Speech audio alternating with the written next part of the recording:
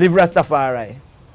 If you want to be spiritually, physically, mentally, whatever, in any kind of system, whether it be capitalist, which is a market system, or a state system, you have to live Rastafari. What is living Rastafari? Accepting self and accepting people around the eye, man, and seeing the good in all around you.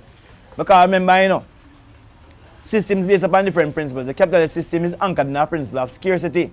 And because of scarcity, them say you have to use a market. But them assume say people in a perfect state have access to resources equally, but the world is not perfect. So some people get exploited. The command system is like a capitalist system, same way, because in the capitalist system, it's a market that determines it, then the command system is a state. But we are talking like those things are abstract things. No, the market is made up of people, and the state is made up of people. So in two systems, it's people determining what is going to happen. You understand what I'm saying? The outcomes tend to be the same. Those who do have are exploited, and those who have continued to become rich.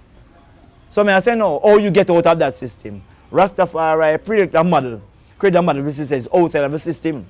So it's like what you call a non-aligned movement where I say promote. So I'm not side with no capitalists, I'm not side with no communists, but I'm side with people. Because once you pick a side, you pick side against some people. You can't do that and things still, you know? You have to accept people. Now, the market system can work in some systems. The state command might work in some systems. So probably the best approach is a mixed methodology. Whereby you have a set of people who will look at things and say, when you put some things in place here, so where I can allow certain things to make the regular market dynamics sort it out. But I'm saying what is important is the mindset.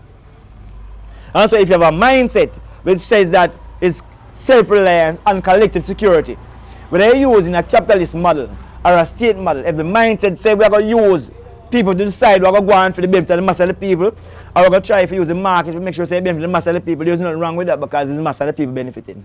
If, however, the philosophy is anchored in a very selfish, self-interest philosophy, then you can have the kind of problems that you have now. So today, what you hear me talk about is conscience capitalism. About thinking more about the collective. I am saying to you, we are in the age of Rastafari. And that means it's a mindset. Last year I said, wants to come a new race of people. Not only allegiance to countries and nations, but to the entire human community. That is what this thing about the sustainable living goals are about. You know. That's what COP26 is about. I remember mentioning nothing about Rastafari, anything in terms of that philosophy. But if you check by the speech of Haile Selassie in 1963 to now, it speaks about all of these things. And now, 50, 60, 70 years over, we are now putting in place the systems to make sure so we become that new race of people on the earth. Is that, you know? So it's a matter about plural space. All of them are shuffling certain things there. So a man say, yo, love people. If a man want to do A, B, C, D, E, every man have a right to decide his own destiny. But still know say in the judgment there is no partiality and you have to judge your own self. You never send up a rule to people, brethren. The only law where I need to observe, as Babbitt argues, is the law of life. And anything where I deal with life is where I support, no matter which kind of system it's under. Whether it's a capitalist, a state, or a system that has no name, which is just emerging. Once the system sustains and promotes life, you're good. Unfortunately, under the capitalist system, the ethic and the philosophy is one which promotes selfish self-interest. Fittest and the fittest survive. But it's because it emerges with a different reality. Those philosophies emerge in a reality where people have scarcity, there's no hope of resources because sun doesn't shine much at the time, which is Europe and America. When in a place where you have an abundance of things, how can you use a philosophy anchored in scarcity? Don't be a copybook and cut and paste. The world is not short of anything in a fire. The world is not short of anything except some people not using them heart to make decisions. You know, use your brain for calculate processes, but make it hard to make decisions. So you'll be guided by your heart, so you make the right decision and things. We're not short of anything. It's just that some people hoard up some things and some people waste a lot of things. But we have more than enough in our earth. You know, Jamaica will say, oh, the man them a thief. But we say the country block. But you can't thief when you have. We say the man them waste things. But the country block. But if we waste when you have, you have things to thief or waste. So we have to think them. It's about how do you share, but you don't have a mind of sharing. You come like the man need to learn as a youth for run boat.